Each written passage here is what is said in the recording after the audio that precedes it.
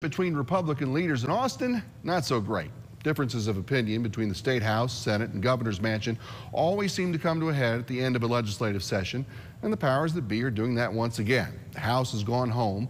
Mr. Abbott has been at the border touting new security laws, and as KAMC's Monica Madden shows us, the Lieutenant Governor is at the Capitol trying to get someone to listen. I invite Governor Abbott to a Lincoln-Douglas-style debate on this issue. Lieutenant Governor Dan Patrick once again taking his proposal for property tax relief to the public. This fight's over. I think the people have spoken. I think the facts and the data is clear. Calling a news conference to again push his plan to raise the homestead exemption to $100,000, which he says helps homeowners more than businesses. But Abbott and the House say their compression plan helps everyone. It would send $17 billion to school districts so they can lower their tax rates. That's a negotiation that we are not backing down from, ever. But with the House out for this special session, Patrick's proposals cannot make it through the legislative process.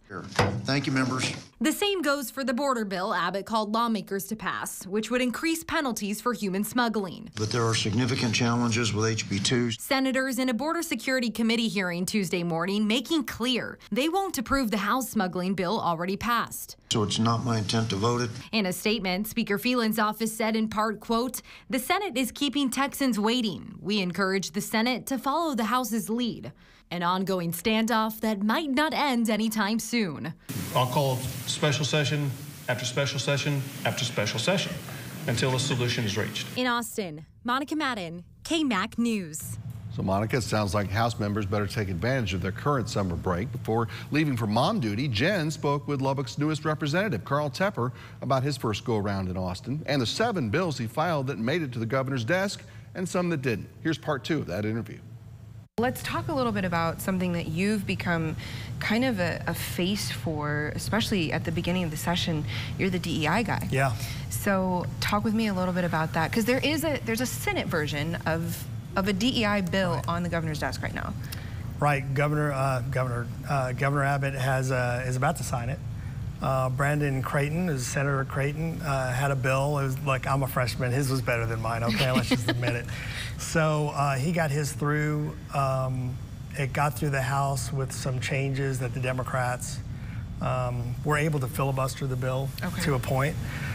So we made a deal with them, some slight concessions.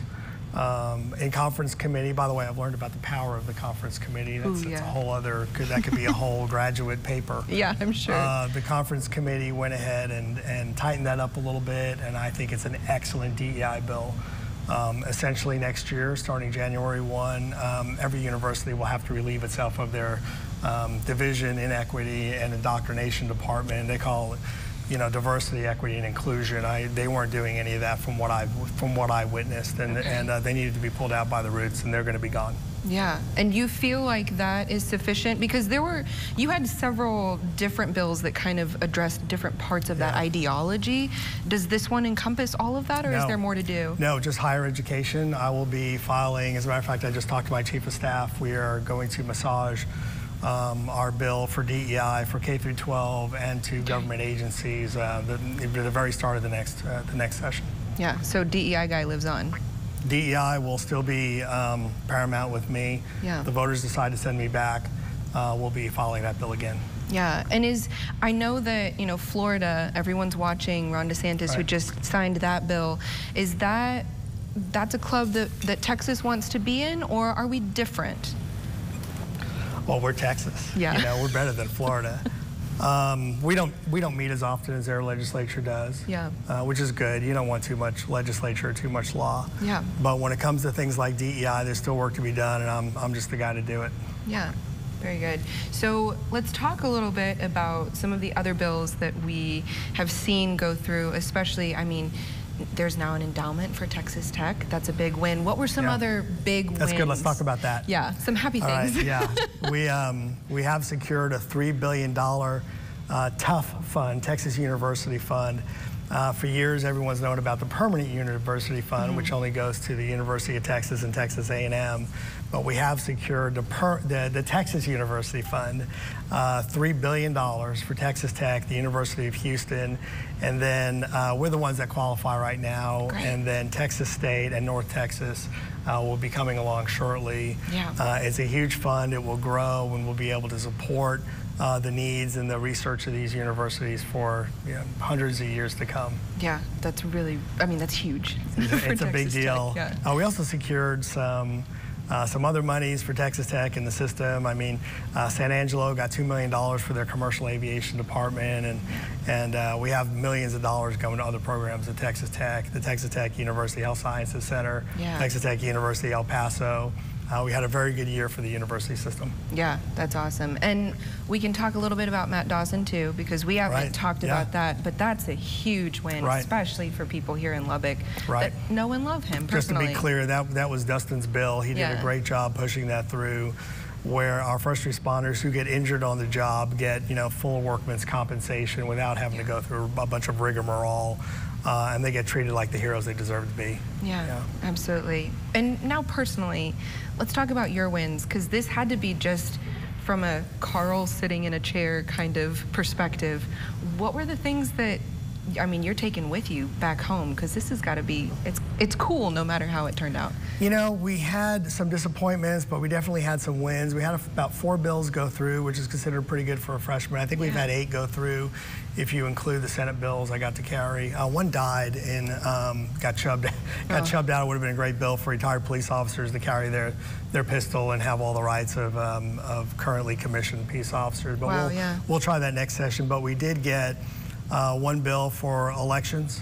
All of the cities and counties will have to post campaign finance reports online. So you don't have to run down to the county anymore, or the city secretary, to find out who donated to a candidate or how much, or where did that candidate spend their money. You'll be able to get that online now. Yeah, that's huge for some kind of accountability, which is important when you're in public office. People want to know who's for who and what's what, and the public deserves to know.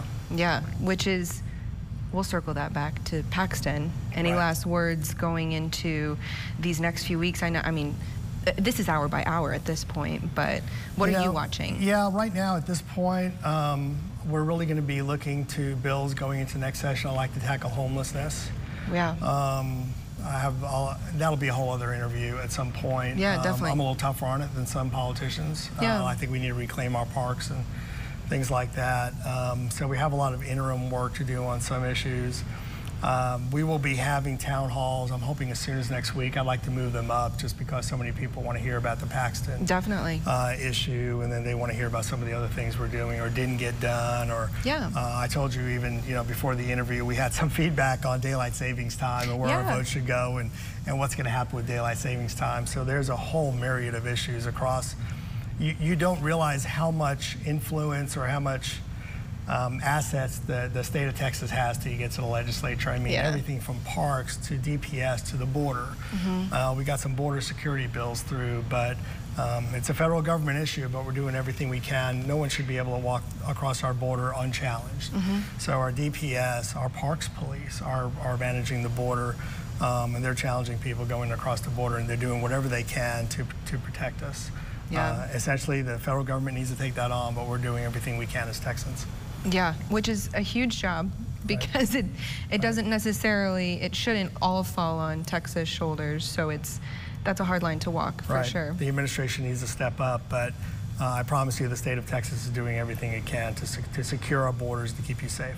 Yeah, well, we have so much more that we can always talk about, but it might be nap time for you because you just got back. So we're trying to back to work for us and maybe get a break this weekend. Yeah, which is well deserved. So we're all looking forward to the next time we come on and chat about the millions of other things that I'm sure will happen by then. Looking forward to it anytime. Yeah, thanks. All right, Carl, Jen, thank you so much. Coming up, the City Council needs your ideas on the broad